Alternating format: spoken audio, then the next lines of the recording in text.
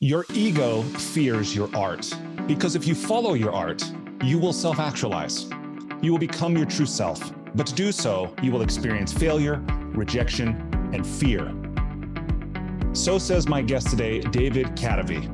David also says your art is the best expression possible of who you really are.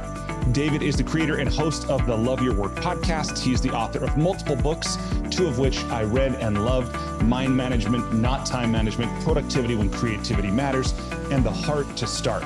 Stop procrastinating and start creating. Just the title is great advice already, isn't it? He's also written a book called Design for Hackers.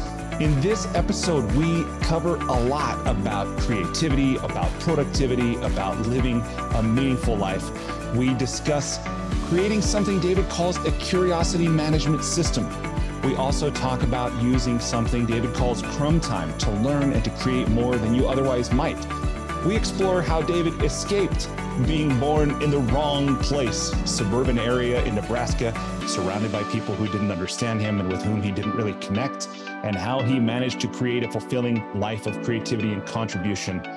I believe that David's life is evidence that taking small steps can be a significant part of creating a great life for yourself. They don't have to be these massive leaps and transitions, but tiny steps. We also discussed the struggle that many artists and creators have of figuring out what their unique message is, exactly what their voice is, who their audience is, and how David has approached these things. We also explore the idea of writing as a process of teaching ourselves and learning what we need to know. David also breaks down what I think is an absolutely game-changing model of creativity called the 7 mental states of creative work, so that we can use them to complete our creative projects with less stress, more fun, in shorter times. I hope you enjoy this conversation with my new friend, David Kadavy.